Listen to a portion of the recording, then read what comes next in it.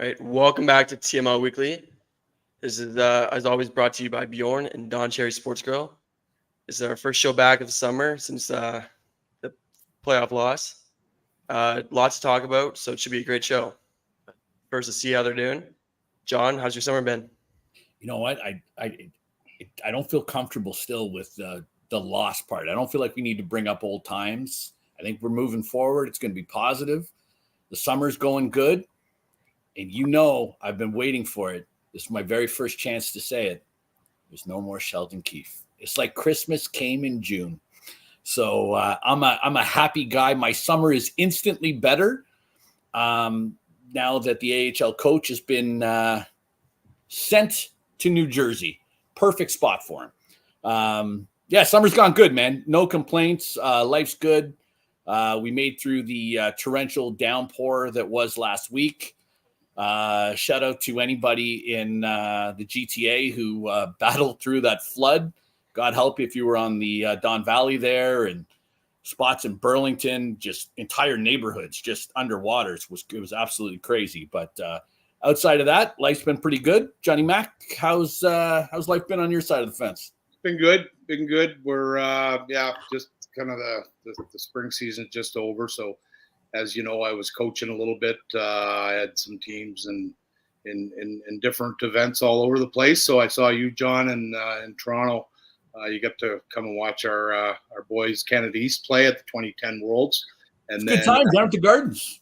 Yeah, it was kind of cool to be. It still smells like it did in the 80s when I played there. But no, it was great. It was a real good event, real high caliber hockey. We had a really young man. I think, didn't you see Canada West? Yeah, they were there was a kid on that team, for our listeners to pay attention to. The name is Liam Pugh.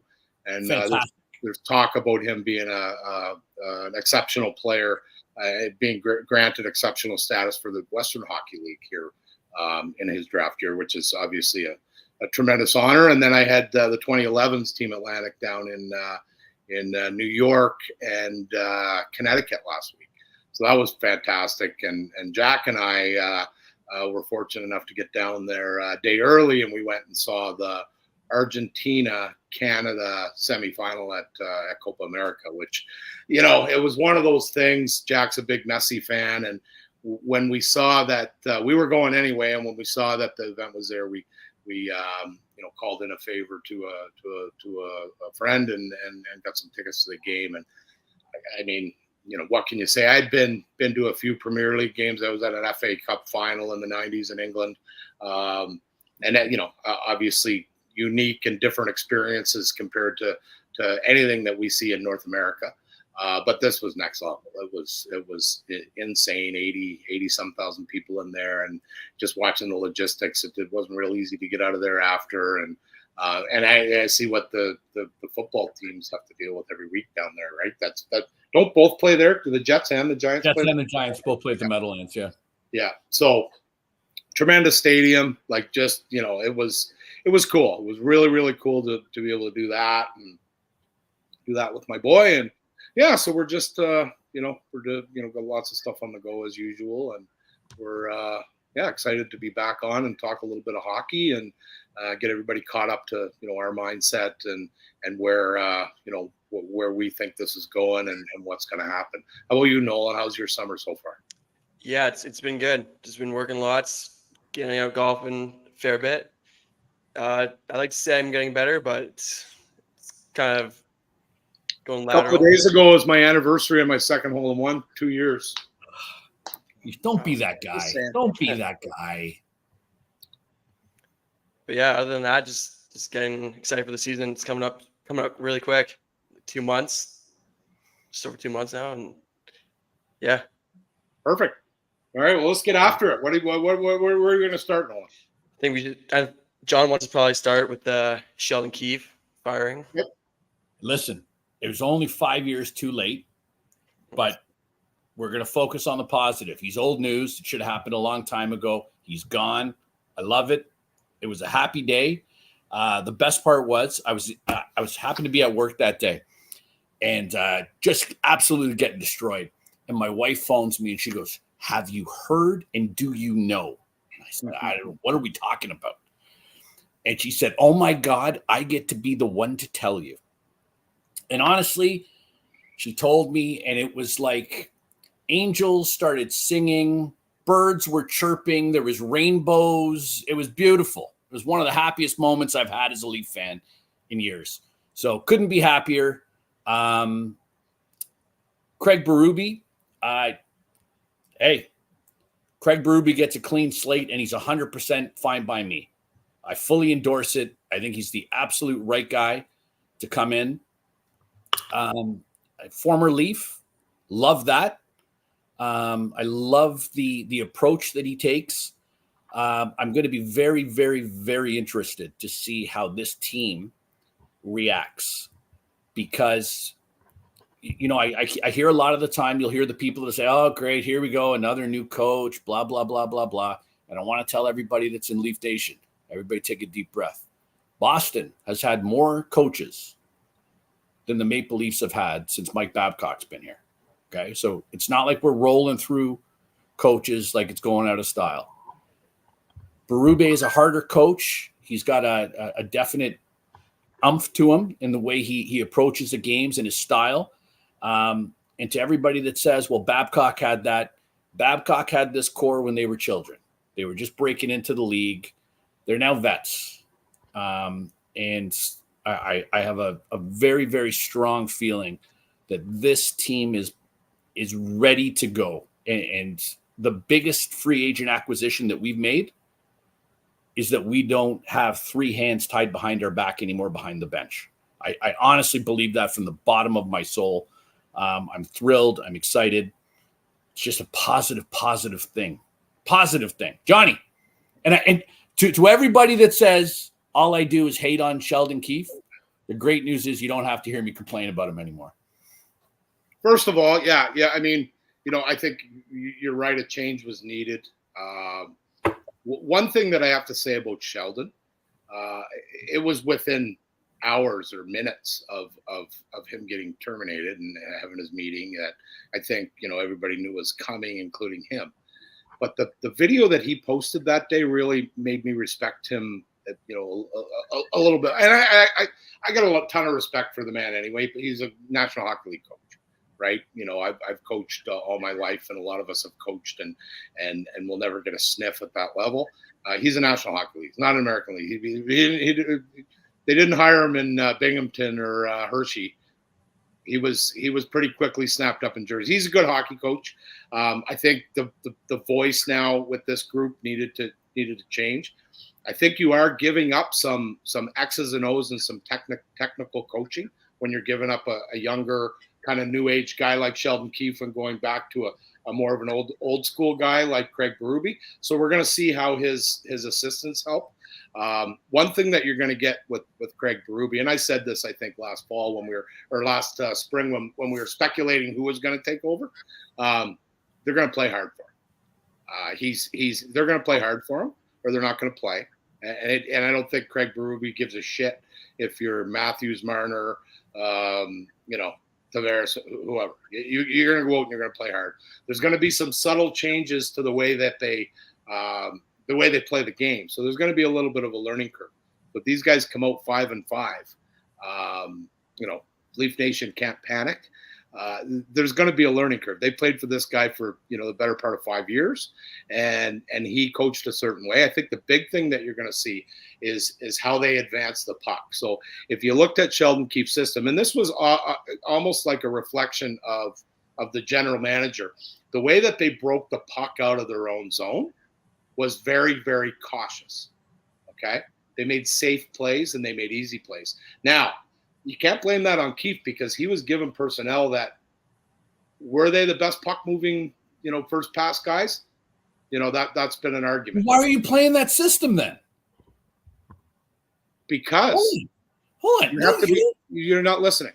He had a system that they were very, very cautious. They didn't take a lot of chances coming out of their own zone because they didn't have the personnel that made that tape to tape 60-foot pass with sauce to a guy that's doing a stretch. My point is that's how they're going to be able to.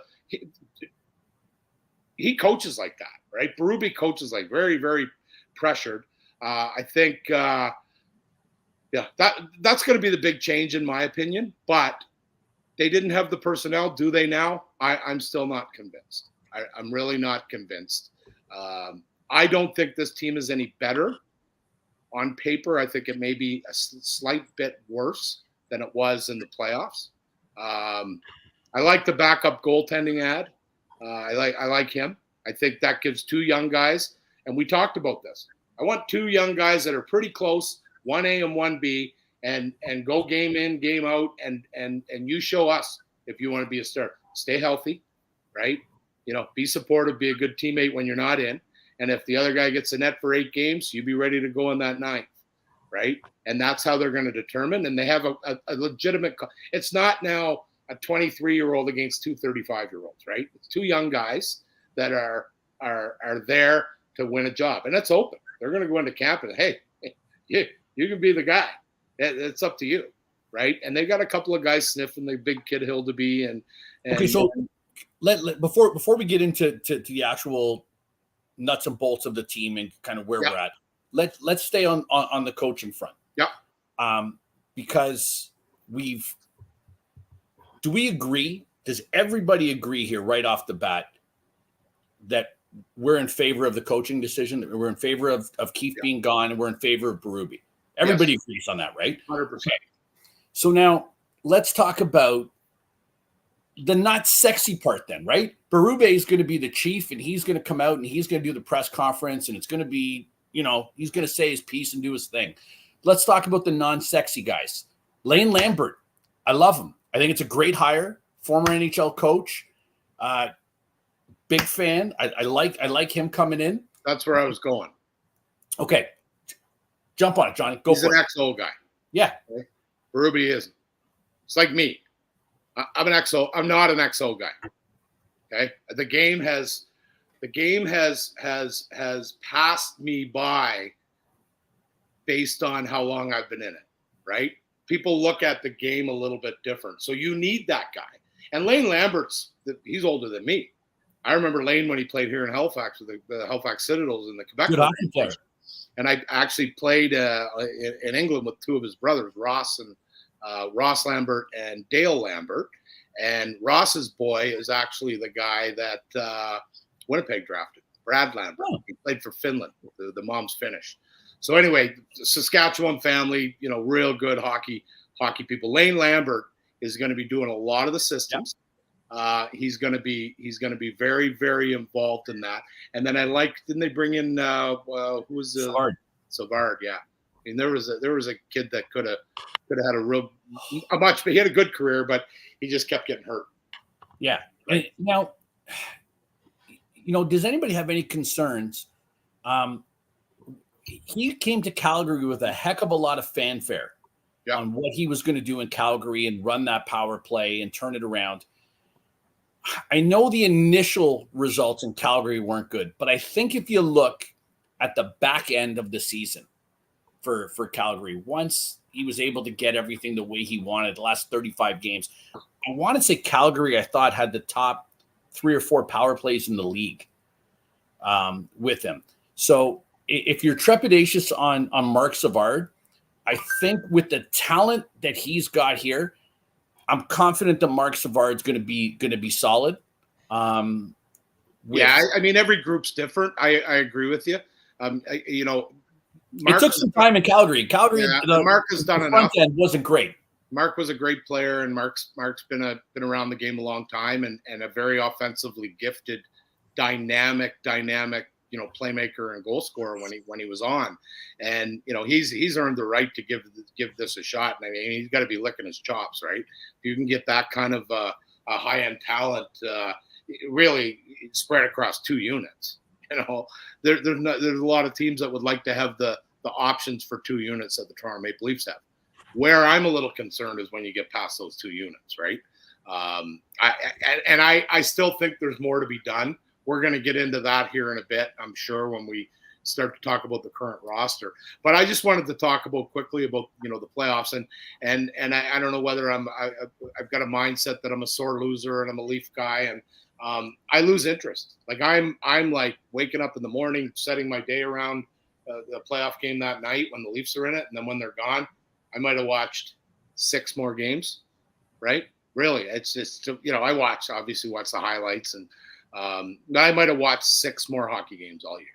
I obviously watched the final and most of the final. I'm not that old. You know what? Hats off to Florida. They did what they had to do. They really did. They came out. Edmonton, hats off to them to come back. Could have been a sweep quite easily, but they made it interesting. It was great for hockey. It was nice to see McDavid in the biggest spotlight. A lot of people maybe that didn't appreciate how good of a hockey player he really is. Got to see him in prime time, and unfortunately they lost. The collar got a little tight on McJesus those last couple games, though. Yeah, I mean, that it's going to want anybody, right? The same stuff happened to Gretzky in '83 against the Islanders. Right? I have a question for you, Johnny. What? I have a question for you. Yeah. So it's a little controversial. As Leafs fans, all of us, and Canadians, I thought everyone was going to be on board with the Oilers. I was loyal to the Oil, cheering for McDavid all the way, right after from the conference finals and on. And then I saw John was cheering for the Florida Panthers. Wearing a Panthers jersey. 100%. Where do you stand on that? I was cheering for Edmonton. You guys know we talked about on the show. My a guy that my wife grew up with in Imperial, Saskatchewan, Chris Knobloch was the head coach at Edmonton. So, kind of I felt a little bit compelled to. And you know what? I'm sick and tired of hearing and seeing posts about how many years the Stanley Cup's been won by America and by ignorant people that'll say, "Oh, Canada can't." Look at your roster, man. Like they're all Canadian. Where do you think the Cup's going to be all summer? It's going to be up here, right? Like we supply you with your players. Like And actually, if you do a bit of I always love those guys because if you actually take a look, we got 6, 7 teams out of 30. And if you take a look at the percentage of times that we've been in the final, it's pretty much on par. Yeah. With mathematically with where you figure we should be with 7 teams and the math kind of makes sense. But my all-time favorite, and I God love him, and I know there's people that are watching who are going, well, Gary Bettman was happy because it's all strategically planned. You guys, God love you. Keep going because a conspiracy theory is born every 36 seconds. Yeah. No, you know what? But hats off to I thought it was a well played final.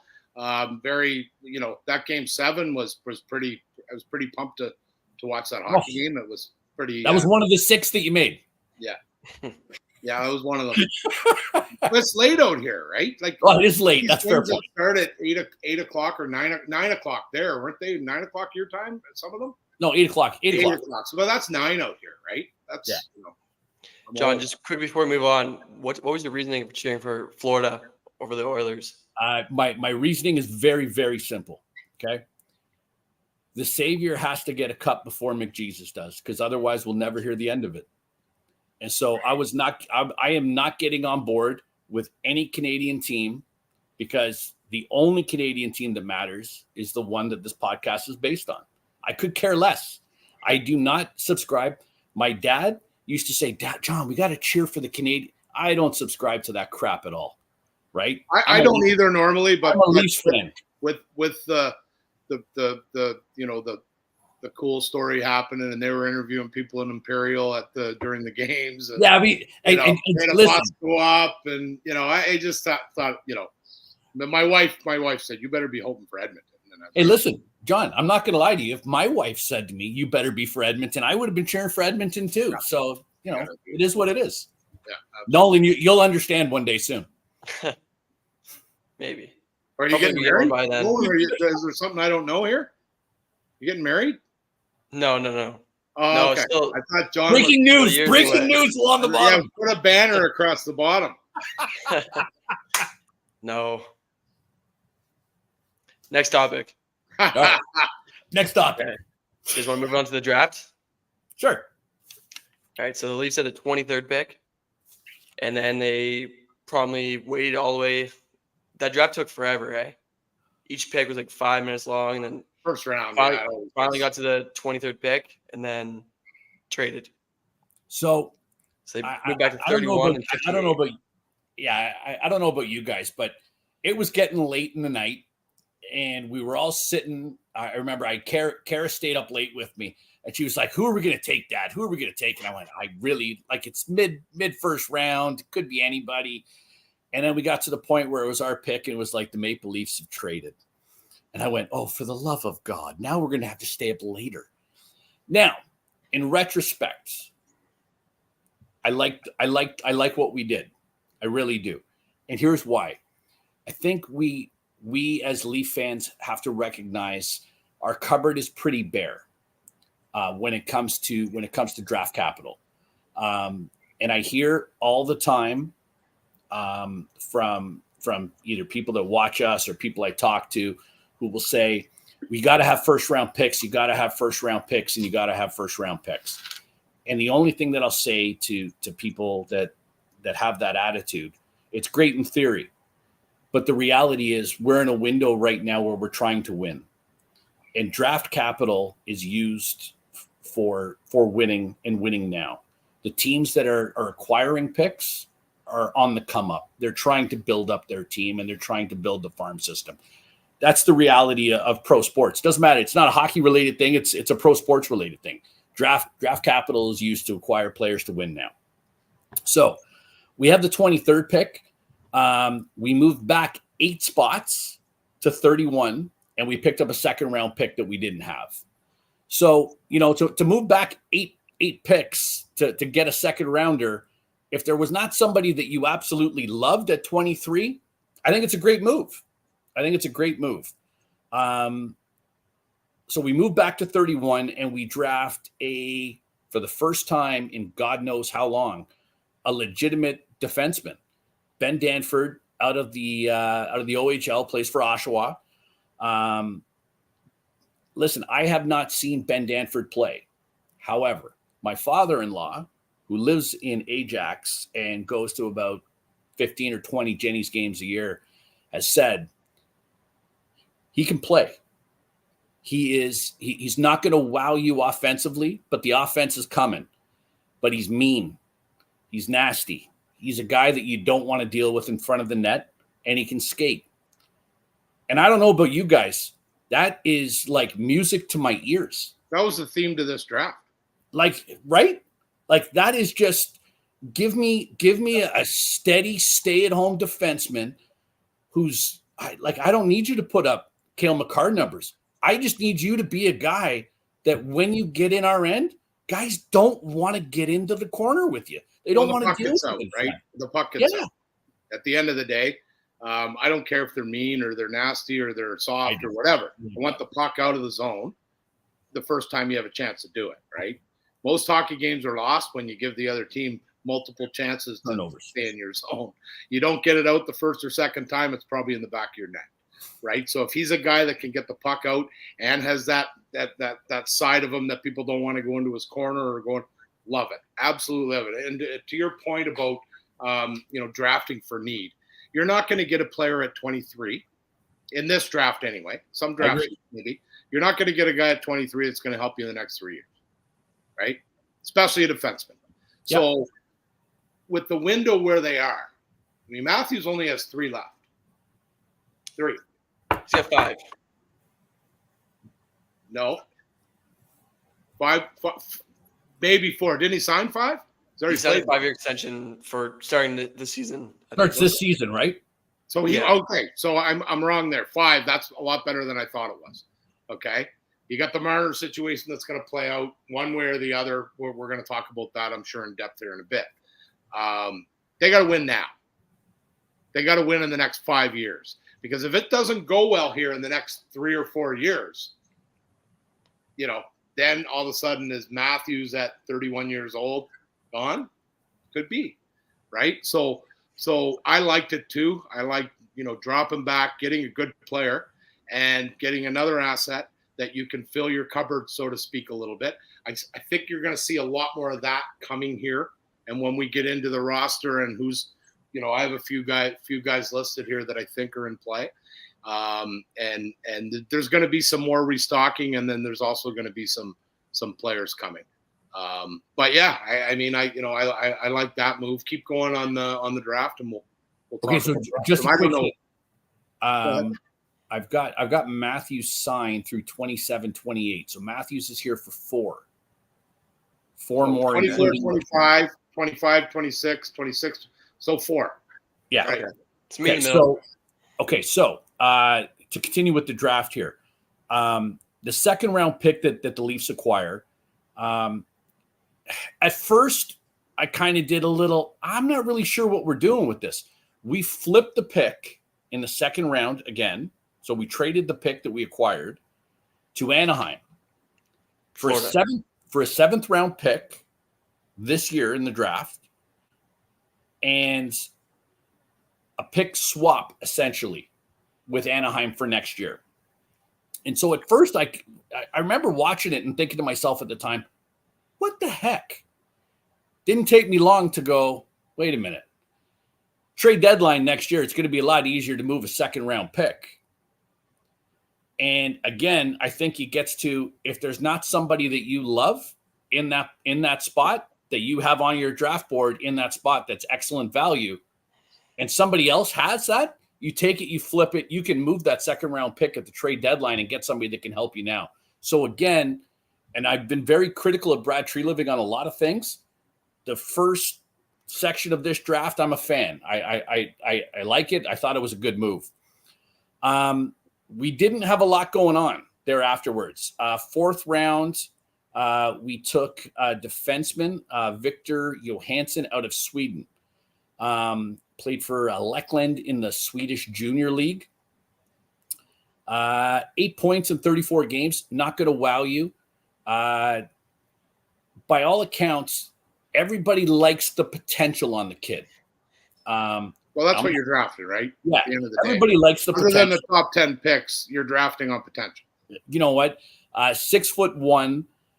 The terrifying thing on this draft pick was 143 pounds at 18 years old. Yeah, he's a kid. So he's gonna. You know what?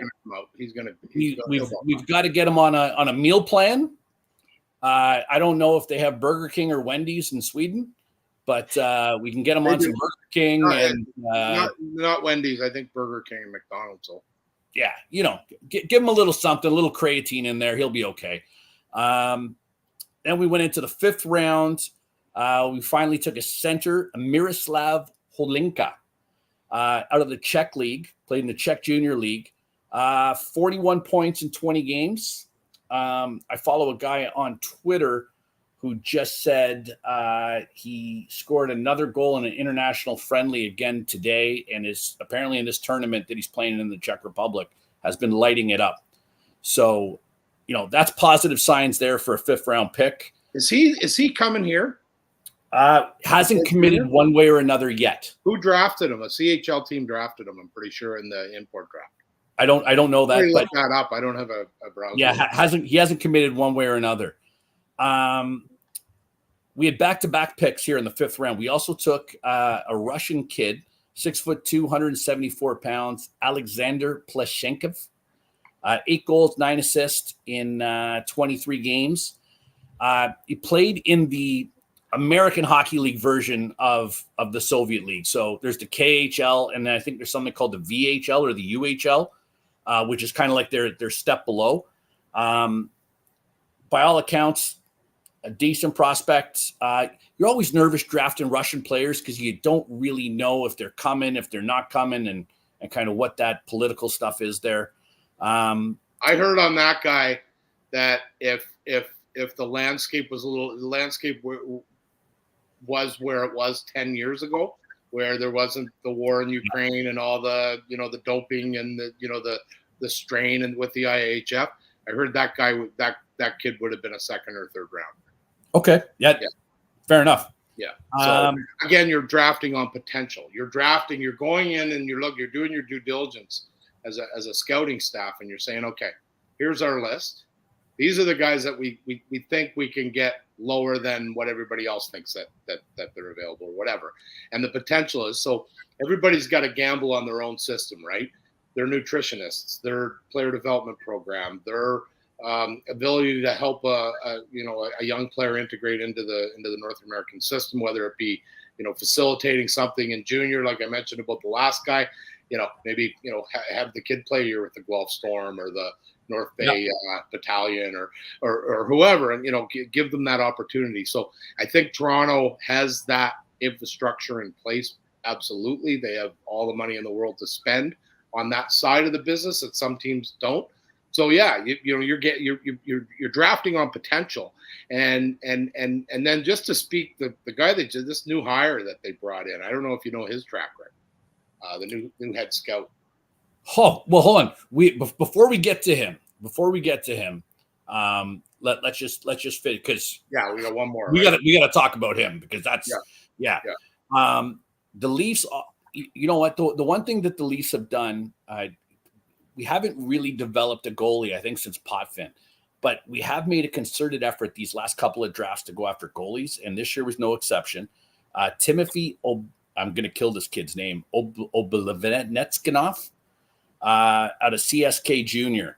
The Leafs got him at 159, and apparently, before the scouting change happened, he had come out and said that they had him at 4th on their goalie board and couldn't believe he was still there. Yeah. So they seemed very excited that they got him. 921 save percentage coming out. I don't know what kind of competition he was facing, but 921 is still 921. Into the 7th round, we drafted a 6'5" defenseman. Again, listen, I don't know if this kid's going to play. He's a 7th round pick, but isn't it just nice that we're drafting defensemen that are 6'5"? Like, I feel like Kyle Dubas is just having a stroke right now. 216, we drafted Sam McHugh, 6'2", out of the BCHL. Played for Owen Sound for a little bit, 25 goals. And then the last pick, Mr. Irrelevant in the draft, Nathan Mayers, a 6'3" kid out of the Spokane Chiefs, defenseman, 1 goal, 16 assists in 68 games. Again, so just to recap this draft, defense heavy, height heavy. Guys, as a Leaf fan, that's what I want to hear. Height, aggressive, defense. That's what we need. I'm a fan of the draft. I like what we did. I like the trade back. I like that we bought ourselves a little bit of space to help our team in the near term with the 2nd round pick flip. Yeah, I'm a fan. That's my take on the draft. I think it was good overall. I give us a B+. Yeah, I'll let you know in 3 to 5 years what I think. Yeah, we'll come back in 3 to 5. None of these players are going to be, you know what I mean? It's always fun to watch them develop and get some surprises and but again, this team, like you said, is built. They got to win.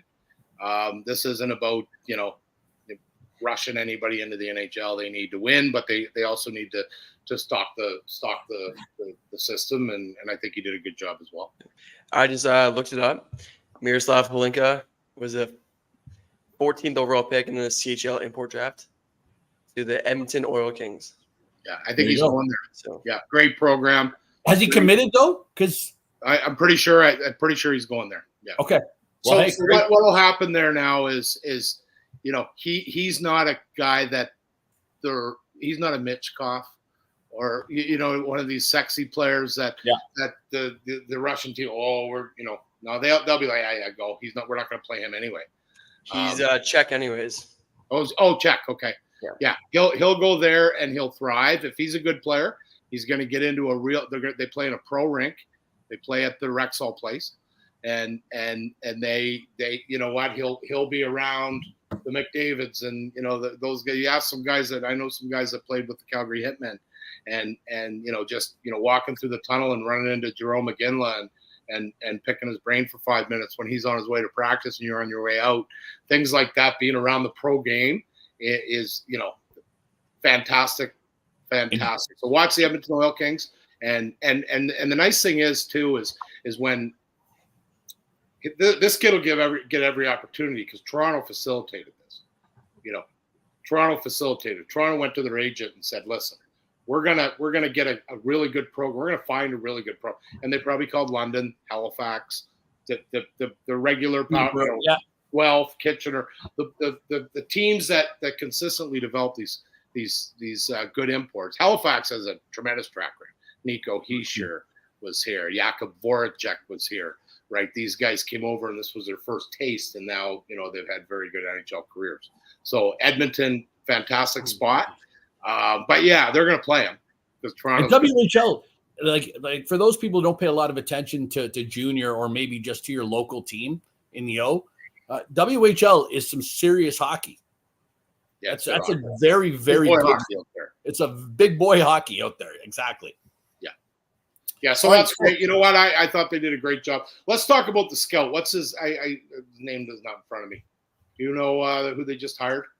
Oh, what? Tremendous record drafting. He finds guys in the 3rd or 4th round that are Hall of Famers. Mark Leach, right? He drafted Datsuk, Zetterberg, and then yeah. I mean, he was part of that Detroit. I mean, that 20 years. Jim Nill. Yeah. Listen, you're a Jim Nill disciple. Great I'm hire. Okay with you. Great hire.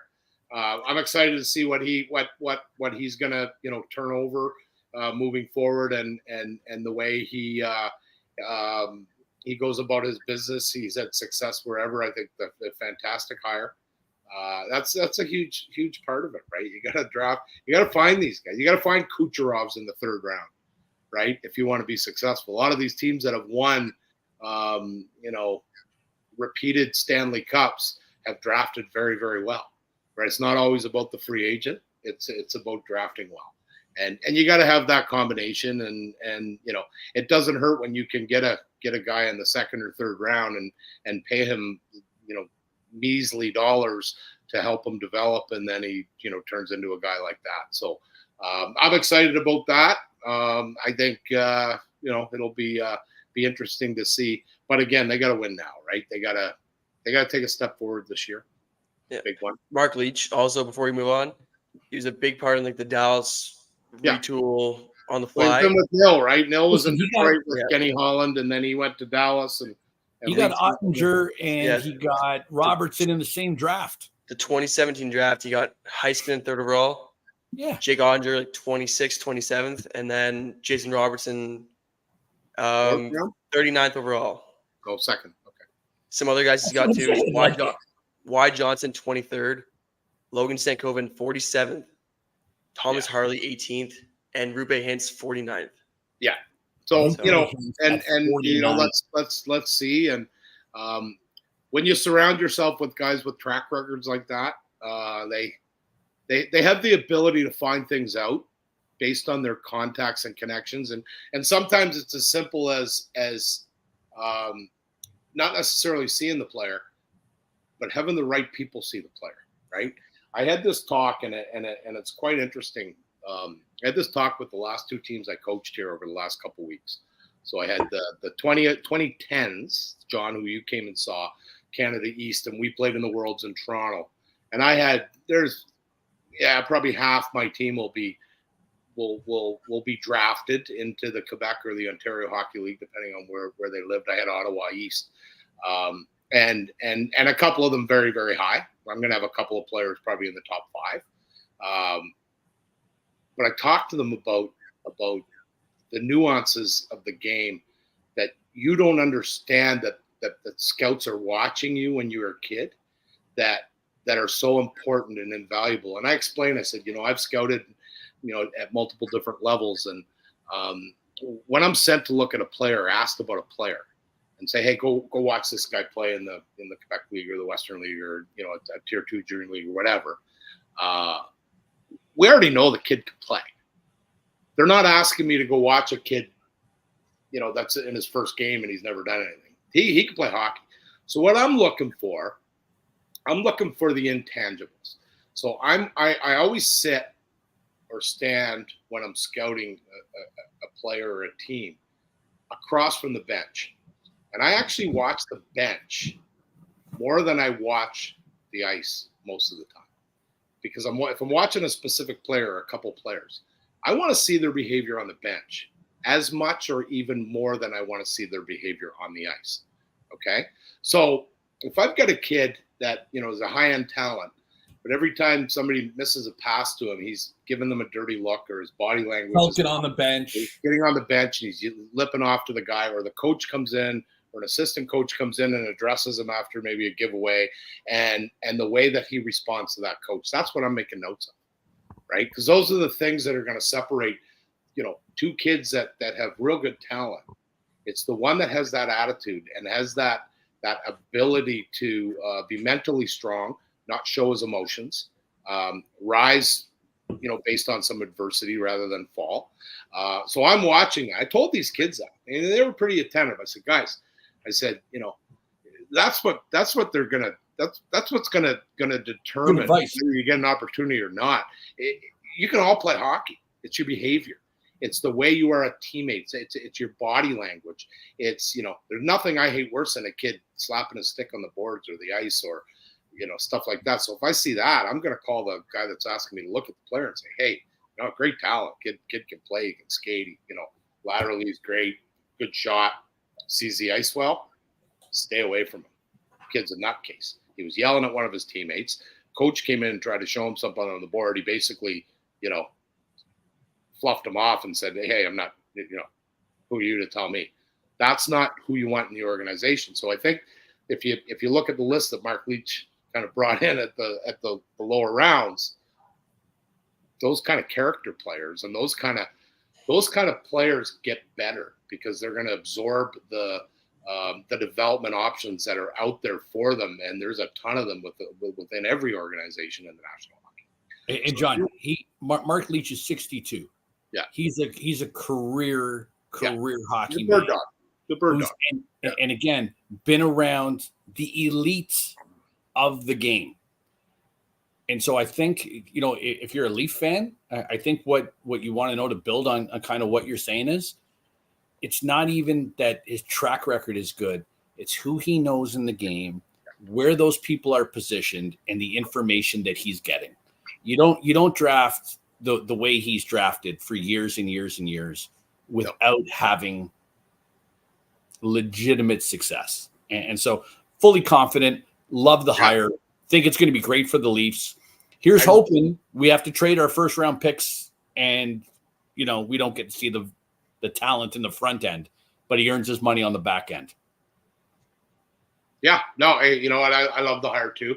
I think, and again, ask me in 5 years, right? We're not going to know.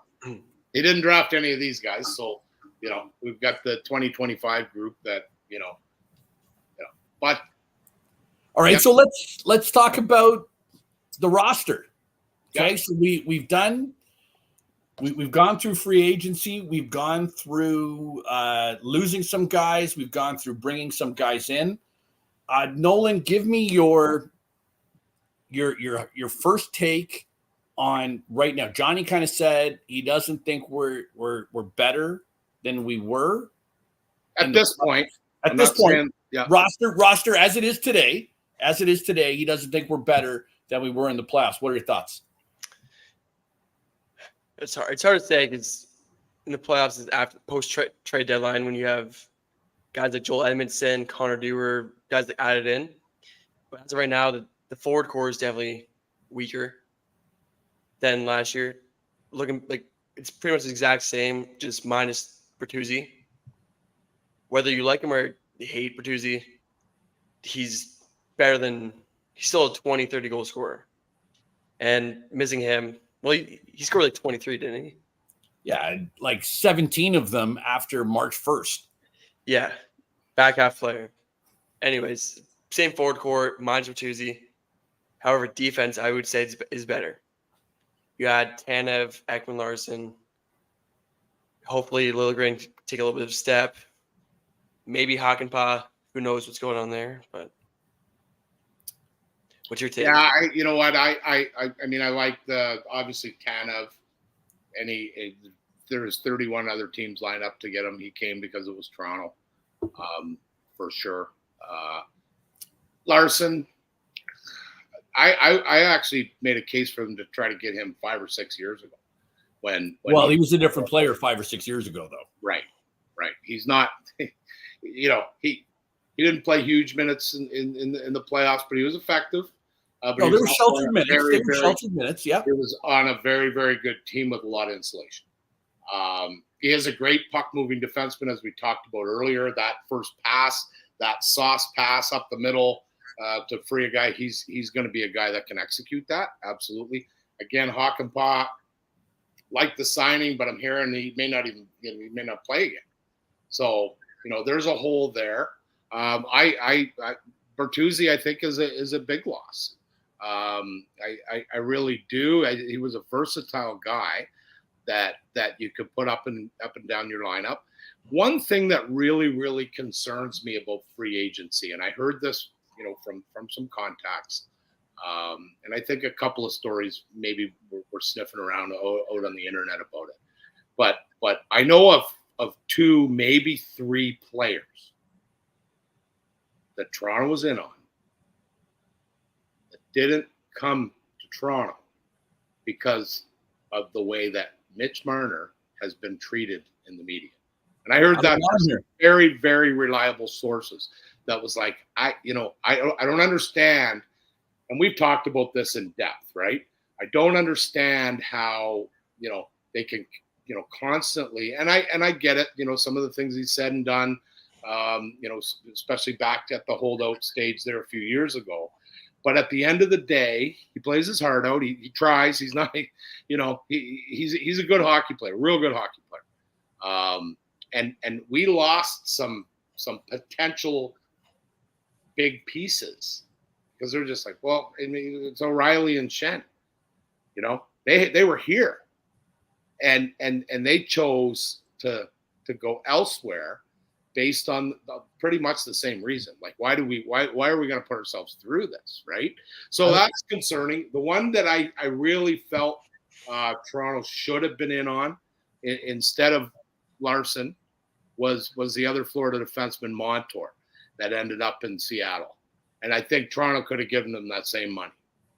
I don't see – he was a real – I mean, he scores. He's physical. He was a real good hockey player. Montour came out just the other day and said he was close to signing with the Leafs, and ultimately ended up not. But I think that's one of the guys that maybe made a decision based on that. Having said that, I think they're on their way. I still think that there's a lot of stuff about to break. I think. So, I don't think Treliving's at the cottage right now, sipping on a margarita on his boat. Let's put it that way. Okay, so and this is my take. If you're not coming here because you don't like the way that Mitch Marner has been treated, I don't want you here.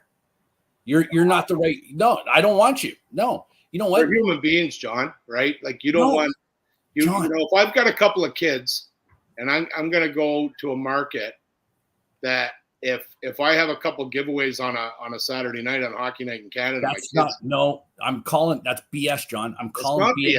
It's the real world, man. There's guys that won't come here because they can't go grocery shopping with their family or their wife because you got somebody, and it might not all be negative. I'm not saying it's all negative, but I'm saying that if I'm at a stage in my career that family is very, very important. Everybody's family is very important. What are we talking about? Everybody's family is very important. Nobody's got family that's not. When you're a little bit younger is what I'm talking about. When the guys that are UFAs, for the most part, are starting to have families, and it's not a very family friendly place to play hockey. It just isn't. The metropolitan Toronto area is not a very family friendly place to play hockey for the Toronto Maple Leafs. Okay, so I just want to wonder then, is there a discernible difference between playing for the New York Yankees in New York or playing for Manchester United in England. It's the same thing. It's the same thing, right? And so, you know what? If you don't want to deal with that, then we don't want you here. Point blank. No, man, I'm not. We're talking about $1 million professional athletes. I'm so tired with people catering to these Madonnas who don't like, you know what? Play better. Play better. When did the media turn on Mitch Marner? The media turned on Mitch Marner when Mitch Marner said he was going to hold out and he wanted the money and he deserved the money. Okay, great. And you know what? Everybody went, hometown kid. I don't know that that's the right way to go. And has he delivered? I don't know. Every playoffs roll around, and in games in his entire career, Mitch Marner has got 15 points from game 4 to game 7. So, you know, it is what it is. David.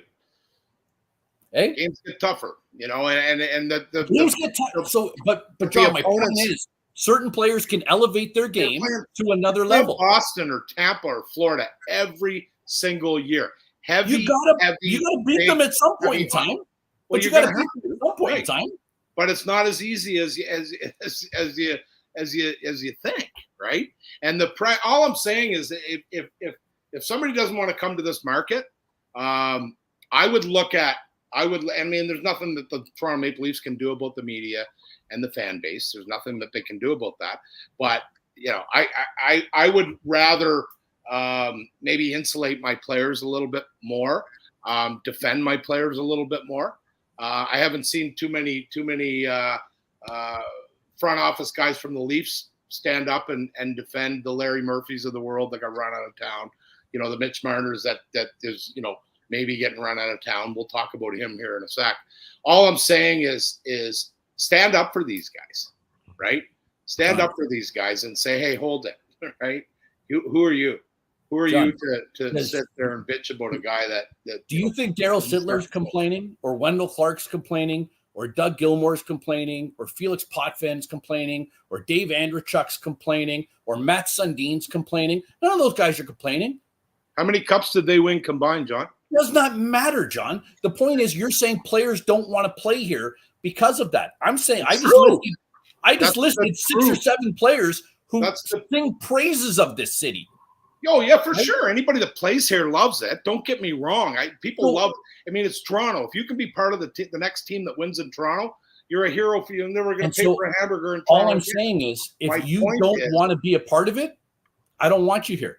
Wow.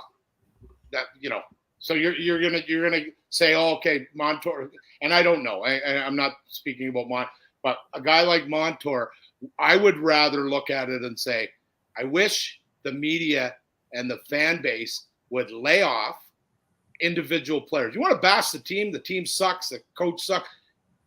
Great. But when you go after an individual in the market, the families are affected. It's tough. It's tough. So then a guy like Montour, that's a risk or reward defenseman, right? He's like a Larry Murphy. He's going to come in here. He's going to give the puck away a couple times. Toronto's going to forget about the 56 points he has this year. They're going to remember the 3 giveaways that he made in Game 5 of the playoffs to lose to Tampa, right? That's the problem. So, you know what? I respect people's decision. For sure. You want a guy that's going to rise above all that. I get it. But it's difficult because, you know, you also are fighting against some of the markets in the States, the tax-free states or the low tax states that, you know, half your money's gone up here and you're only losing 20% in Tampa. So you can sign a guy like, you know, whoever for a lot less money. And so could have got a lot more money in Toronto. Yeah, for sure. And so listen, that's a tax issue that the CBA has to address in the next one. I don't think they can though. It's so hard. It's so hard to you've got to do something. You've got to do something to address then what percentage of cap. I think you basically have a take-home money, right? Here's your take-home money. Here's your you're negotiating your salary on what you take home. Yeah, there's ways to do it. There's ways to do it. It's tough. It's tough. I get it. Let's talk about Marner right now. We might as well. Hold on. I want to get this in because this drives me mental more than anything else. Okay, elite athletes are paid an absolute premium amount of money, and they all love it when things are going well. All I'm saying is, if you're not playing well, you deserve the criticism. When you sign the ticket, you deserve the praise, and you equally deserve the criticism. And if you don't want to take the heat, then don't play in the kitchen. It's my only. I look at it a little. I think you're paid a lot of money too because of the shelf life. People don't take that into consideration, that the dollars that they're paid, because an average NHL career is 4 years, right? You look at some of the other. We got basketball players signing for $60 million a season. John, I'm just telling you. I'm just a guy who's trying to, go to work every day and pay his mortgage. I have a very tough time when I hear about a guy who's making $3 million a season who doesn't like it because the players or the media are saying mean things about him because he's not playing well. Like, I'm not interested in that. You're a pro athlete. If you're so psychologically scarred by what other people are saying about you, you need to see a sports psychologist. They're just choosing to go somewhere else because it's like, hey, you know what? I could win in Nashville. I could go to Seattle where it doesn't matter. Okay, great. Go to Seattle. Go grocery shopping with your wife or go to a movie with your wife, and if it's the same money, and hey, you know what? They got a 1 in 32 chance of winning anywhere, really. So let's talk about Mitch. What do you think Nolan's going to happen? Is Mitch Marner in the opening day lineup? Well, at the start of the offseason, I thought he was for sure gone. Just the way Tree Living and everyone's conferences went, saying it's time for a new direction. We're open to anything. So I was really expecting some big move to happen, like just after the draft, once his bonus was paid on July 1st. And yeah. I guess as time's gone on and the playoff wounds have healed, I've kind of forgiven Mitch. And now I'm kind of starting to understand that he might be part of the team going forward. And he's a good player. Like, you can't deny that. Sure, he has the up and downs of the playoffs. He makes a lot of money. Maybe the core four doesn't work. But at the end of the day, he's a good player. You need to make a smart move for him. You can't just trade him for nothing or just trade him for the sake of trading him. Has to make sense for the team. So I think he's going to be on the team this year and see if he just walks in free agency for nothing or see what happens. John, you keep going. I'll be right back. I'm listening. Yep. So listen, when Kara and I did our season review, we waited till after the press conference, and we kind of came on and kind of did where do we stand? What does this look like? And I listened. I was very interested at the end of the season because Keith Pelly was coming in, and Pelly wanted to be at the press conference and see what was going on. We knew that the AHL coach was going to be jettisoned, so that was great. However, everything changed when I heard that Brandon Shanahan was still going to be at that press conference. Because if Brandon Shanahan is at that press conference, I am telling you, nothing is changing. Absolutely nothing. I said it right then and there on the spot. The day after the press conference, I said, Mitch Marner will be on this team on the opening night.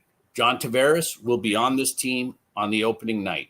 John Tavares will still have the captaincy on his chest on opening night. Nothing will change. Here we are. We're midway through the summer. I'm pretty accurate in my prediction thus far. I see absolutely no reason to believe, as long as Brandon Shanahan remains atop of the ivory tower, that anything will change. The business of the Maple Leafs is going too well. Too much money is being made. I don't see any changes being done. Mitch Marner will be in the lineup opening night. Brendan Shanahan has no say. None. Brendan Shanahan's still there because he's a hockey guy. His opinions matter. He's been around. He's been around winning teams. He's had a storied career, certainly as a player. Keith Pelly's running the show. Okay. Brad Treliving's running the hockey operations. Brendan's there. Brandon's more like an ambassador now than anything, honestly. I thought he'd be gone too, but I don't think that has anything to do with what's happening moving forward. With Mitch, it's very complicated, as everybody knows. Mitch has absolute control over this situation. So here's the scenarios that there are. A, Mitch Marner remains with the Toronto Maple Leafs. You know, at one point during the season, signs an extension, and off we go. I don't think that's going to happen, but, you know, stranger things have happened. I think Berube is excited at the opportunity of coaching Mitch Marner and a talent of his and having that option going into the season.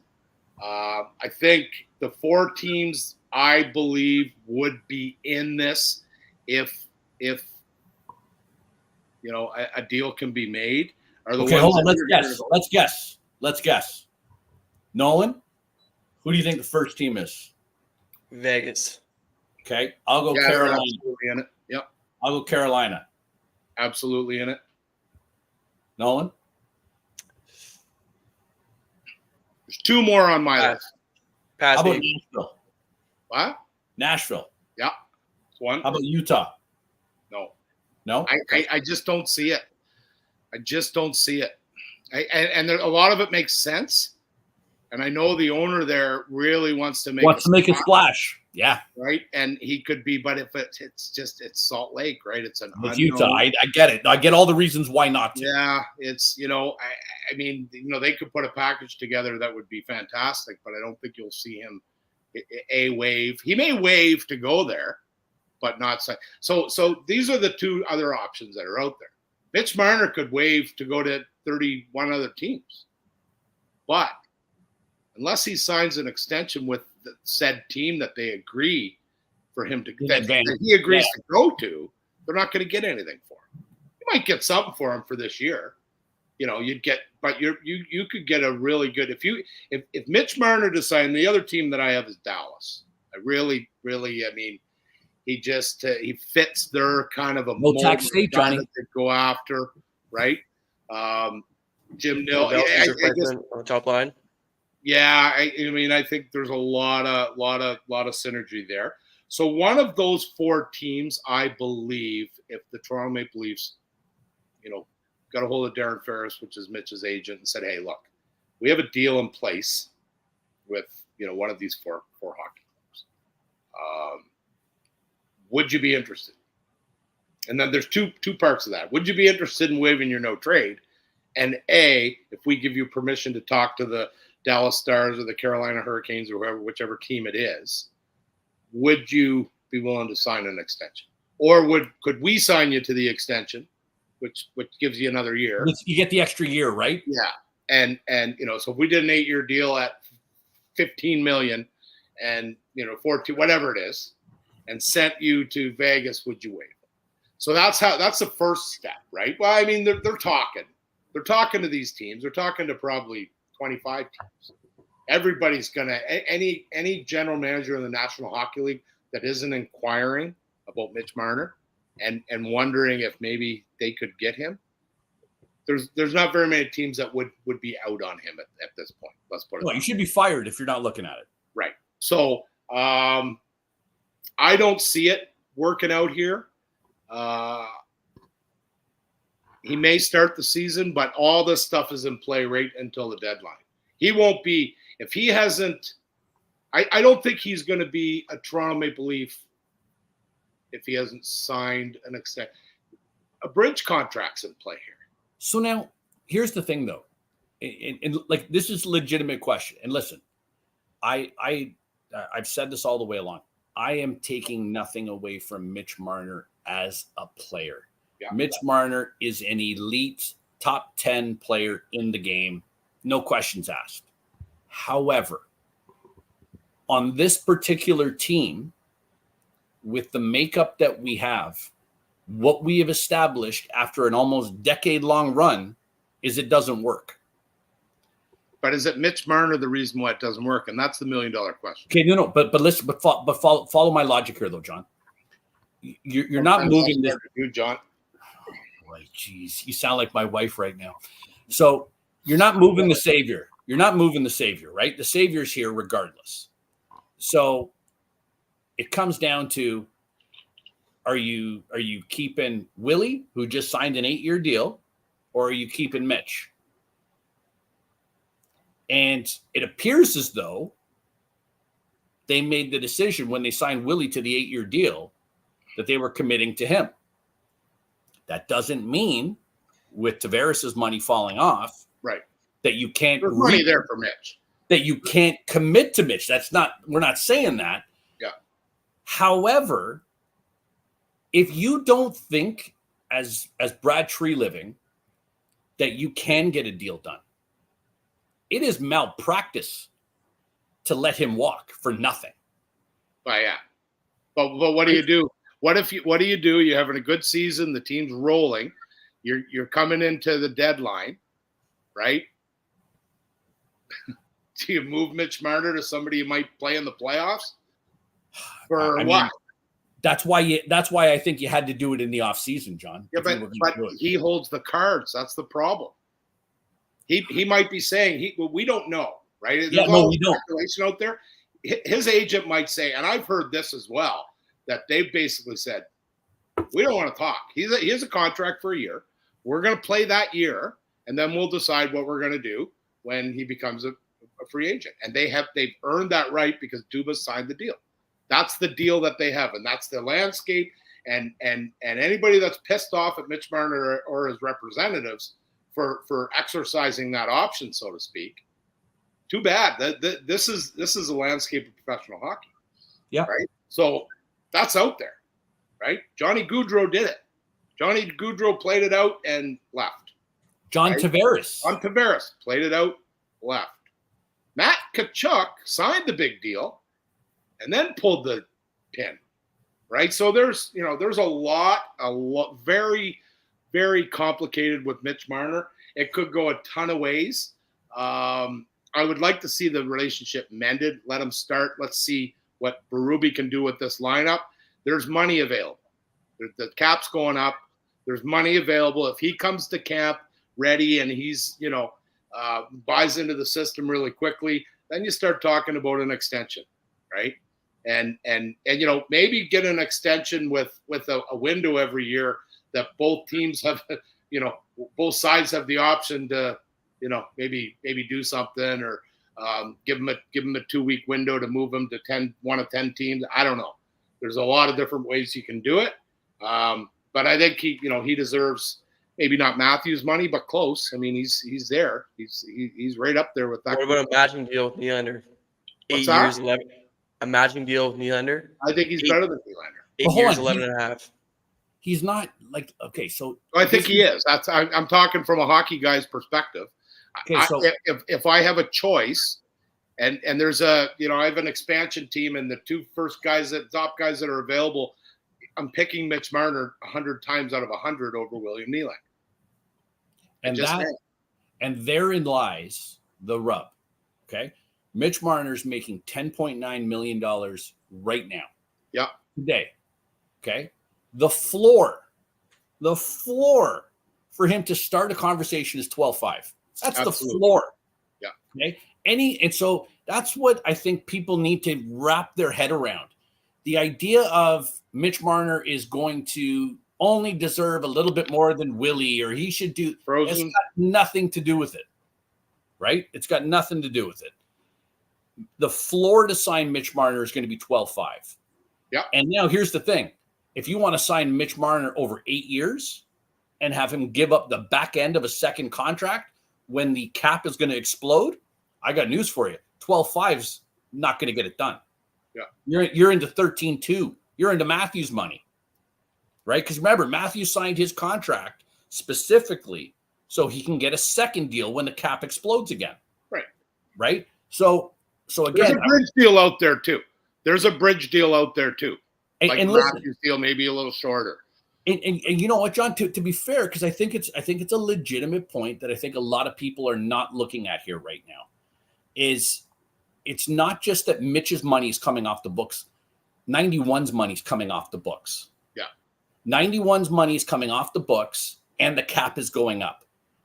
So even You got if 22 million bucks. that's what I'm saying. So if you bridge with Marner, even with what sounds like a stupid number to begin with, at the back end of that deal and the midway into that deal, that's not a stupid number. No. And I think that's where Leaf fans who are looking at it as screw Mitch, we got to get rid of him. He's the worst player ever and the world is ending.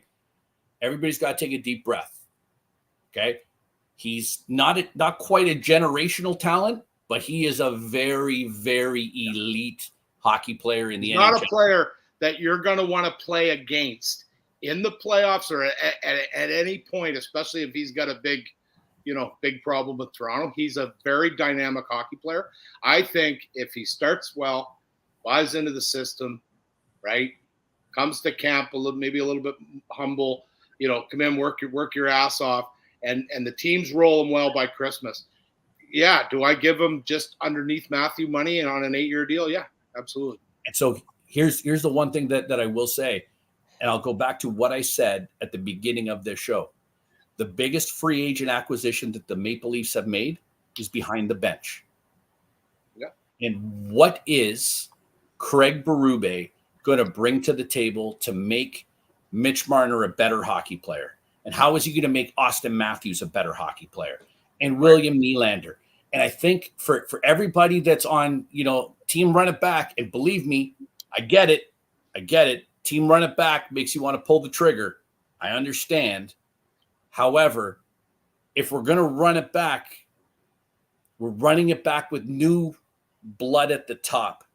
And you know me, John, Nolan, you guys know, I believe the biggest deficiency and the biggest weakness that we've had is behind the bench. So now that we're improved, we almost got it done with a garbage head coach.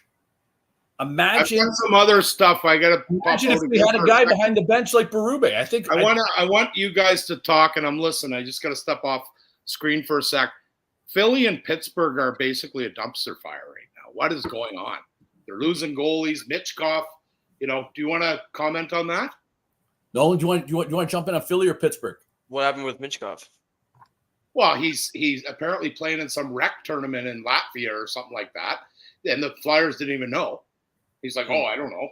They know. Somebody asked him, do the Flyers know you're here? Right? Listen, and they're losing another goalie other than Carter Hart. Carter Hart's gone already, right? And then Pittsburgh. Oh, Pittsburgh. I'll be right back. Keep talking. Like, listen, if you're a fan of this show, listen, if Kyle Dubas is having difficulties in Pittsburgh, I think it makes us all smile, just because it's Kyle Dubas and, he knows better than everybody else what's going on. Pittsburgh, I don't know where Pittsburgh goes. Pittsburgh's in cap hell. They got contract hell going on. They got Letang, Malkin, Crosby, Carlson eating up like 2,000% of their salary cap and nothing else. And listen, we talked about it last year, Nolan. Sidney Crosby was legitimately an MVP candidate for the way he played last year. He was turned the clock back, Crosby. Top 5 player. He turned the clock back. I look at Philadelphia though. Do you not wonder how much of that is Torts, and they just don't have like a firm grasp of the organization, and everybody kind of does what they want, and then they come back into Philly during the regular season, and Torts kind of pulls everybody together, and we throw it out on the ice, and we kind of hope it all ends up well. They're a weird team because they have some good players still, and they have good prospects. But last year, they were trying to tank, but they were competitive. Like they didn't really know which way they were going to go. They were in a playoff spot last year. They hung in, and they sold at the deadline. I think Pittsburgh Penguins fans should be concerned that Sidney Crosby hasn't signed yet. Let's put it that way. There's a reason, right? The money's not an issue. I'm sure they already have a number I'm pretty sure that whatever number Sidney's agent Pat Brisson goes with, they're going to say, okay, done. So why hasn't that happened? I don't think Sid's too concerned about the money. No, he's not. See him that much like a money guy. Wants to protect his legacy and he's at the stage. I mean, for his age to be still relevant and producing at the rate and leading his team. Anybody that talks about him, I remember, and I know the kid, right? I knew the kid as a kid, and I remember when he came in, oh, crybaby, oh, he'll never win. He's not a team guy, blah, blah, blah. He's turned into be, in the conversation with Mark Messier as far as leadership, and Jonathan Taves and some of these guys that people, Doug Gilmore, just legendary captains and leaders. You watch the new generation of players and when they interact with him and the way he has handled his business for 20 years. If you were going to liken it to something, John, you'd almost kind of liken it to Kobe.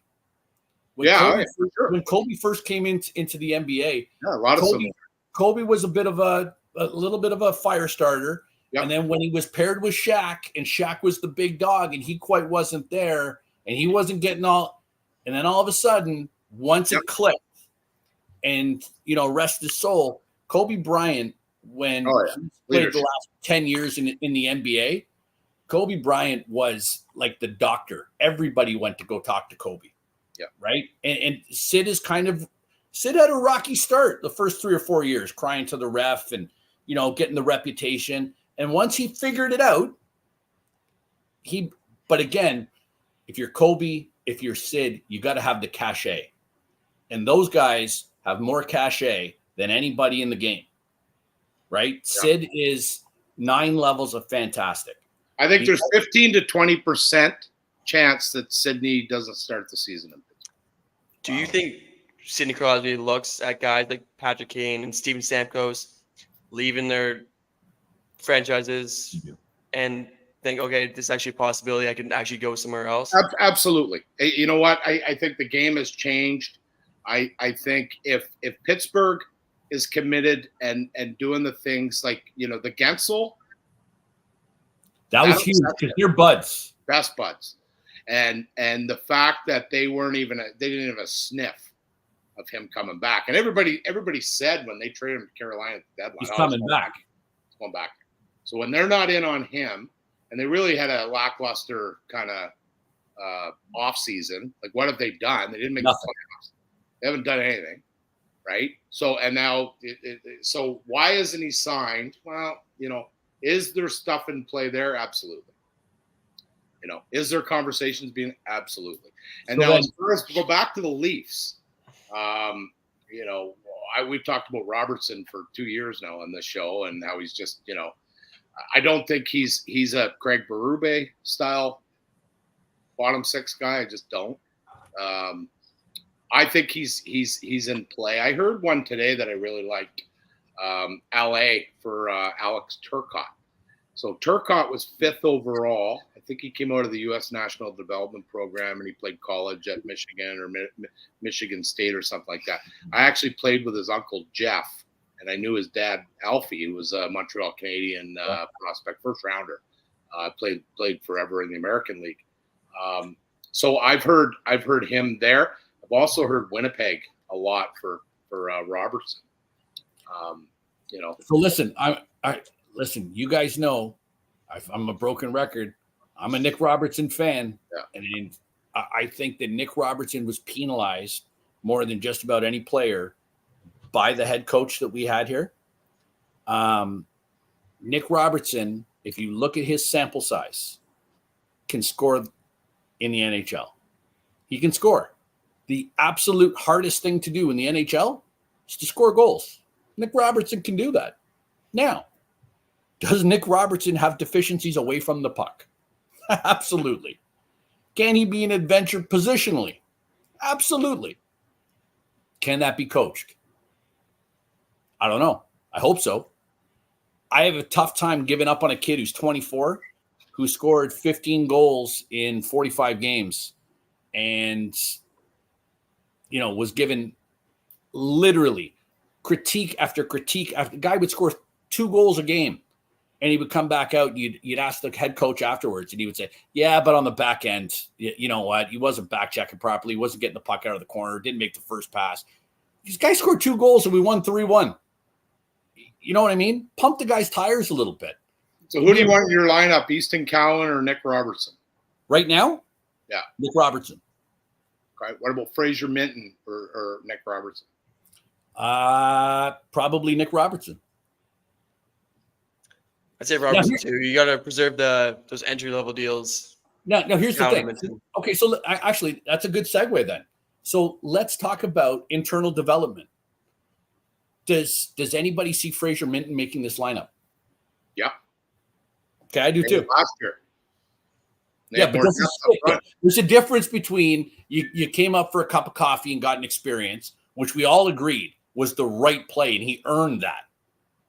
However, once he got up and he got his cup of coffee, he quickly showed, once it got real, he wasn't quite ready yet. Yeah, I mean, I don't think I think they insulated him a little bit. They knew he was going back to junior. He wasn't making that team, but he had a good enough camp to play. I don't think that the 8 games or whatever it is that he got into was indicative. He had a really good year in Saskatoon. He got traded to Saskatoon and had a really good year there. They went pretty deep. And then, I think he's ready. I think Cowan's ready. I really do. And I think you're going to need a couple Cowan's guys. ready now? Yeah, I do. Wow. Yeah. Okay. Yeah, I do. Guys I talked to are like, he's there. That's a jump, John. That's a real jump. It's a big jump, but look what he did. No, people were shocked that Toronto took him at 27, and then he went out and had 35 games in a row with a point. He plays heavy. He's not scared of anything. Listen, he had the best 2.5 months of hockey, right, as a junior player of just about anybody ever. Every opportunity to make this club, right? I love the Domi signing. Domi being here, it just makes sense for a multitude of reasons. Reasonable money. I don't have an issue on the reasonable money. Good money for both. He wants to be here, right? It's like you said earlier. You want guys that want to be here. There's nowhere Max Domi wants to be more than Toronto and to win in Toronto. So fantastic. I think if you look at Robertson's definitely in play, like we said. I think Dallas makes a lot of sense too. With his brother there for sure. Yeah, that's always so. Winnipeg, Dallas, LA, but could be anywhere. Liljegren's in play. If they can get a veteran or somebody maybe a little bit, maybe not as mobile but a little bit heavier, I think he gets moved, and they could get maybe another asset coming back. I don't know. Reeves is in play, believe it or not. Do we agree that Reeves is in play? Can we go back to Liljegren for a second? Yeah. Can we agree that Timothy Liljegren right now is a 6th defenseman for us? Yeah. Okay, so can we also then agree that you can't pay your 6th defenseman $3 million? I think they kind of had to, and I don't think they had. But I you agree. understand the point I'm making, right? But this is my point here: is I don't think they signed him to play him for the Toronto Maple Leafs. We're on the same page. No, we're on the same page. Arbitration rights. He's played enough games. He had arbitration rights. Based on his minutes and his money, he was going to get that. So they said, okay, let's sign him and we'll explore. He's going to be similar to Rasmus Sandin, right? Rasmus Sandin brought back a first rounder from Washington, and they're very similar. Drafted a year apart. Both. That's the pick that got Cowan too. What's that? That pick that we got for Sandin is what we used to draft Cowan. Cowan, right? So I think Liljegren's in play if they can, Everything's going to depend on Marner, right? So they move Marner and get rid of that maybe for a couple of prospects and $4 or $5 million player. Right now you got $7 million. Right now there's some guys out there that are available in trade that will help this hockey club on the back end. I think Camp's in play. I think anybody's in play except the main the main guys. I just think that there's a million ways to make this team better, but it's all going to depend on Mitch Marner right now. If they get a deal for Mitch and he agrees to it and it makes sense for the organization, and it'll hurt me to move on from this player, but there's a couple of situations that I've seen that make sense. Get a good young player, get some cap space, Maybe a couple of more draft picks to kind of, help you retool at the deadline. Get that noise away from the team going into camp. May not be a bad thing, right? And then, then you look at some bigger trades to supplement what you need to do to win, right? Do they have enough firepower without Mitch Marner? Yeah, probably. Right. So if they're insulated well and they're back. Listen, I go back and forth on this like all the time, because every fiber of what I've seen from Mitch Marner, everything that I've seen says after 9 years with the Leafs, I haven't seen him be able to elevate his game. I'm not saying he's not an elite hockey player. I'm saying when in the regular season, when there's open ice and he can dipsy doodle and do all the little moves and wonder, it's great. And he's fantastic. When the ice shrinks in the playoffs and everybody gets heavy, I haven't seen him be able to elevate his game. You can look at Matthews. Matthews has completely changed the way he's played. Matthews is blocking shots. He's back checking. He's taking defensive faceoffs. He's all over. He's a complete hockey player. I haven't seen that same development with Marner.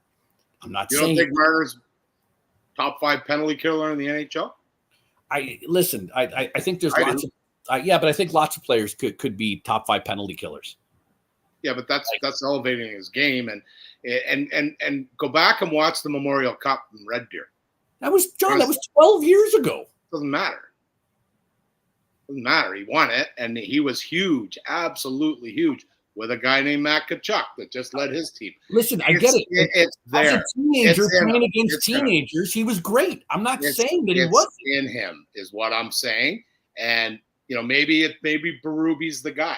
And that's where I'm at. That's going to say, okay, here we go. So that's what scares me about moving him now. I agree. Is, does he go play for a guy that gets that out of him, or you give him that option here, and that's got to be going on in the Toronto front office. That's got to be that's the only debate. Have a deal in front of them and go, do we really want to do this? Does this make sense? Right? Do we move on from this player at this point? And you know what? If you think you can win this year, and you have to ride it out, and not move him at the deadline and get nothing for him, sometimes you have to make a decision like that. And if you're going all in, you're either all in or you're not. Over the hump and go all the way. Maybe it's an easy sign then, right? Yeah. Maybe he's like, man, I want to be here. I'll sign for 11. We just want a freaking Stanley Cup in Toronto. So, everything's in play right now. But you got to make sure you know what you're doing before you move a player like that. It's a tough one. Here's a question that I have. I had a great debate with a couple of people over the weekend. Let's talk about 91. Yeah.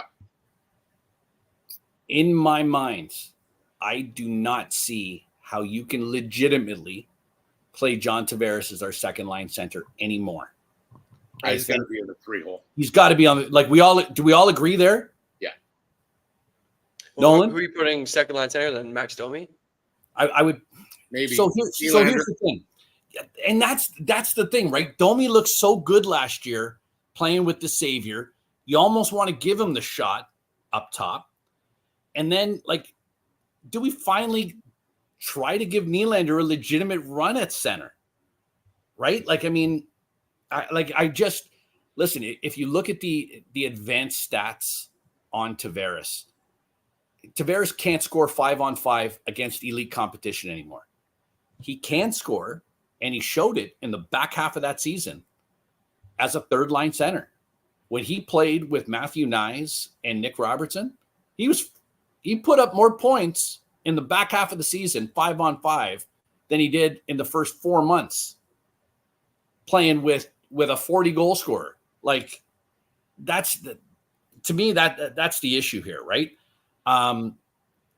But I mean, if we're all on board there, like I think that is what we have to see Yeah. on a go forward basis from John And you Tavares. mentioned earlier in the show, I agree with you there. You mentioned earlier in the show that you think that Tavares will be the captain this year. I don't. I think there's conversations happening right now. There's been a ton of conversations happening right now. I think they're trying to find Austin Matthews will be the captain of this team, whether it's next year September or next September. He's going to be the captain. I think if I was the Maple Leafs management, I would be having a conversation with John and just say, look, you know time what? to pass the torch. Yeah, and let's do it on your terms, right? Let's make it your idea, right? Let's do our little promo video and blah blah blah blah blah. And, you know, tape a conversation, and you know, you coming in and you know and passing the torch, but still being part of it. I think something like that, you know, certainly with a new coach, will elevate the group to a point where, you know, Matthews wants to see, right? He wanted it. He wanted it when he wanted it 4 years ago. Right. So, and I think he deserves it based on his play, his behavior, his, you know, leadership.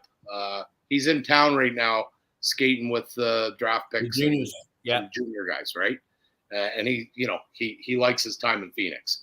He thought that was the right thing to do, and it absolutely was the right thing to do.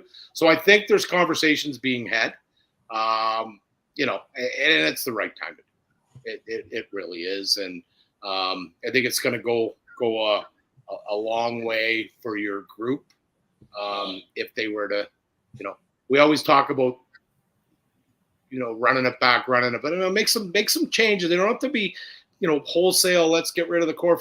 Make some subtle changes. Put the C on Matthews. You know, bring in a coach like Berube that they're going to play hard for. Listen, I'm with you.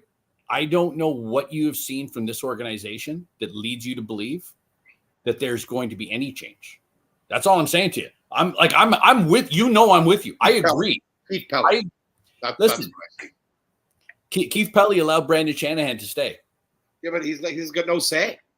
Then why is he here? Do you know how many guys are employed by NHL teams? I'm just saying. But it's really cool to have them part of it because they're, you know, hockey royalty, and Brandon Shanahan's hockey royalty. I don't know, man. Well, he is. Yeah, but he's not. What does he have saying? I don't know. He's blocked trades. He's the guy that's approving stuff. That was since when Dubas, and he's not blocking anything now. He's not blocking anything right now. Treliving has more power with Toronto Maple Leafs than Brandon Shanahan. I'll take your word for it.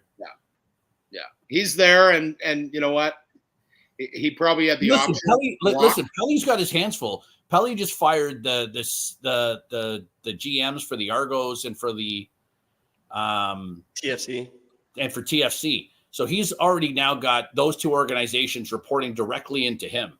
So if on top of that, we're now saying that he's got Dubas there or Shanahan there just as a guy who kisses babies and shakes hands, and Treliving runs everything directly to him. He's now got 3 pro sports. I mean, I'm not going to say direct.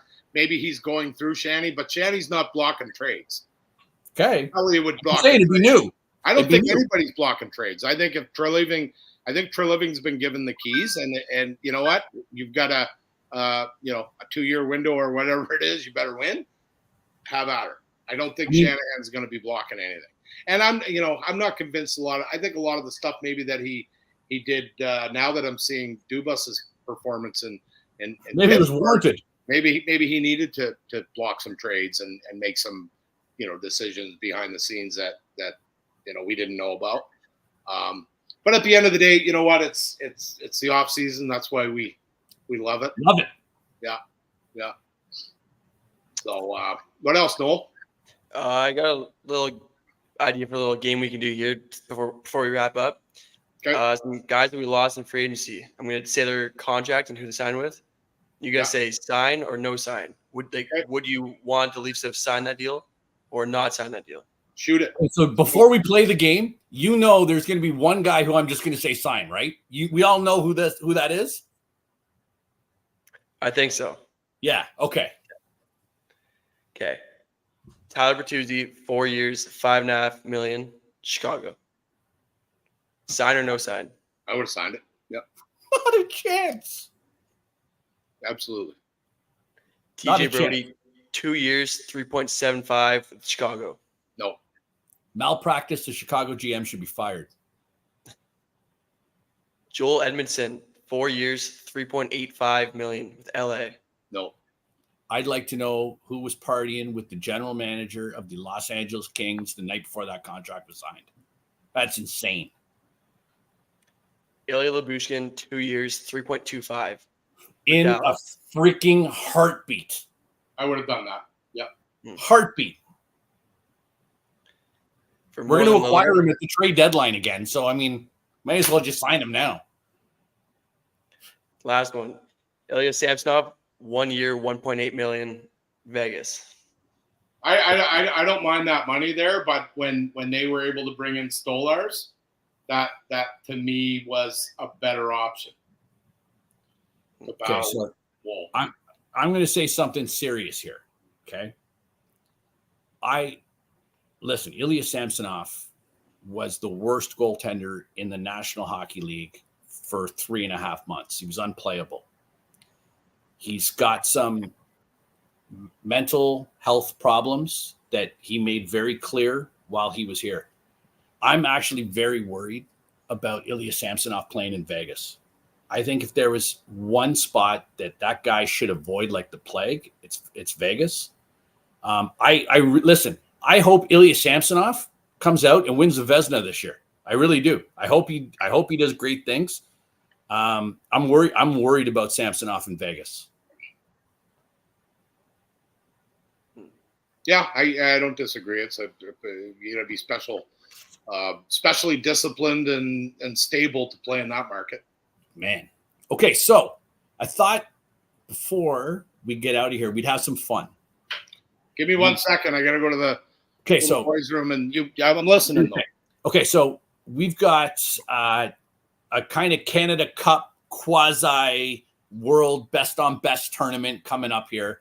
And so I thought, what we would kind of do is take a shot at some at the Canadian team and the U.S. team, kind of who we project, who we like for roster spots, and kind of talk about where we think both teams are. What do you think? Yeah, let's do it. Okay. Team Canada roster. Do you have anybody that you have you penciled anybody in? Or do you want me to go through my guys and you can kind of tell me what you think?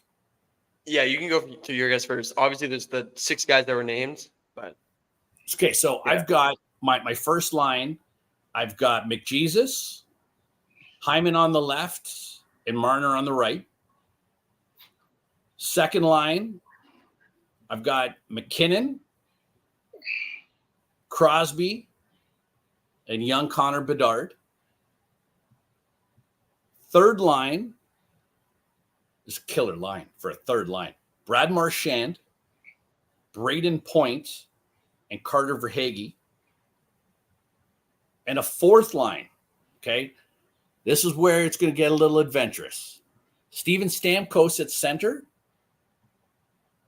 with young Robert Thomas from St. Louis and our very own Nazem Kadri making the team. There's one person missing. I noticed Sam Reinhart, 57 goal scorer. Okay, so I've got Reinhart as an extra. You would take Verhaeghe over Reinhart? Something about Carter Verhaeghe. I don't know, man. He's like Sam Reinhart is not. If Sam Reinhart is on this team, Sam Reinhart is not playing first line minutes, right? He's not getting power play time. And I don't know then that Sam Reinhart fits. I'm not saying like 57 goals is 57 goals in the NHL. Like, I'm not saying that. I'm just saying I like a little bit more of the grind that Verhaeghe gives me. I feel like Verhaeghe's more one-dimensional than Reinhart. I think Reinhardt's on the penalty kill too. We could literally put 2 Team Canadas there. Oh, totally. Yeah. Like there's no wrong answer, right? Like if you put Reinhart in, like I'm okay with that. I mean, the way that the Canadian teams that have been successful in the past at these best on best, it's been both ways. I've seen it, certainly if you go back into the 80s and the 90s, they did bring role players. Steve Larmer was a checking forward, and he played on that 87 team with Messier and Gretz and Larmer was also a 40-goal guy, though, to be fair. He was, but Larmer could score 70, 80-goal guys then that would make the team, right? That's fair. So there's two mindsets. But what's happened traditionally now, since kind of Gretzky did it, and then Yzerman got involved, and Kenny, that kind of group. Jim Nill was another one that, and then Doug Armstrong, that whole crew. They put superstar players in positions to play as role players, right? They look at guys like Tavares. Well, Tavares, but even if you had a third or fourth line of like Getzlaff, Joe Thornton, and Corey Perry, right? That are all top NHL players that were playing fourth line minutes and playing matching up against the other team's second or third best line. So it'll be interesting. I've looked at a lot of things, and I love Verhaeghe too. I think but like we said, there's 15 other forwards that you could pick, right? I think defense is going to be real key for Canada. I don't like this tournament though. You know why I don't like it? Because there's some good hockey players that aren't going to be able to play in this. Real good hockey players. So who is it? Sweden, Finland, Canada, U.S. Yeah. What about the Czech Republic? What about they seem to be stepping up to international competitions, right? Switzerland is producing just fantastic hockey players at this. But John, let's say you include the Czechs. Yeah. Right? Because I think everybody agrees the Czechs should be in. Yeah. Why not then take a best of the rest team? Well, that's what they did last time. That's what like they had the under 24 team. They had the world, or they call them the world. Where's the negative there? Like I don't know. I don't get it. You know what? I think they dropped the ball on this one. I'm not too interested. I'm not either. Looking forward to the Olympics. I'm looking forward to the Olympics, and I really hope Russia can figure out what they're doing out in the Ukraine and the doping stuff and whatnot.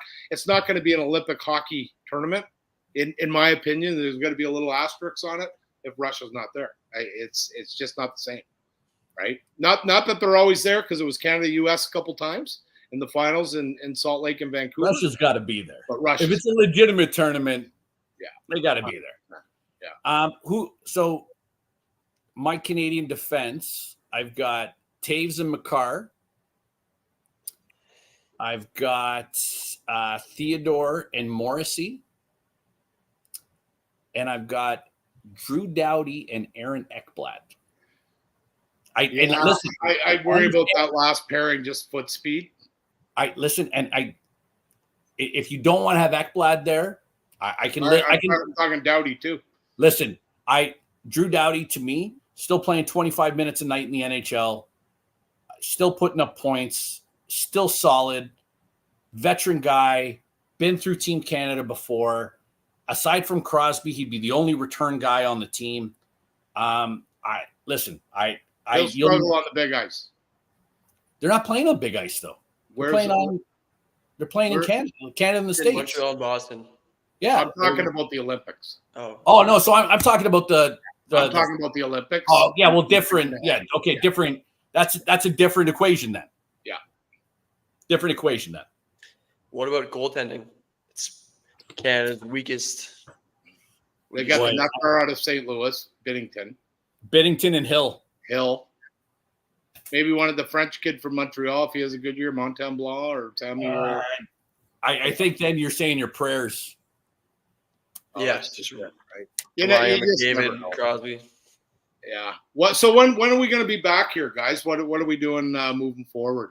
I know we got some stuff that we're working on behind the scenes that exciting stuff.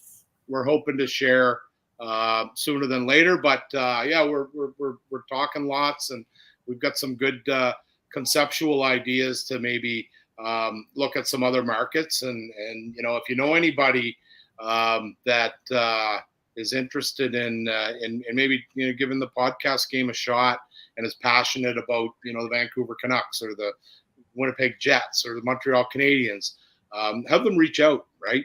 One of our socials to, shoot us a message and we'd love to have a conversation about that. We're looking at some things that are happening behind the scenes that are exciting, and we'll share in due time.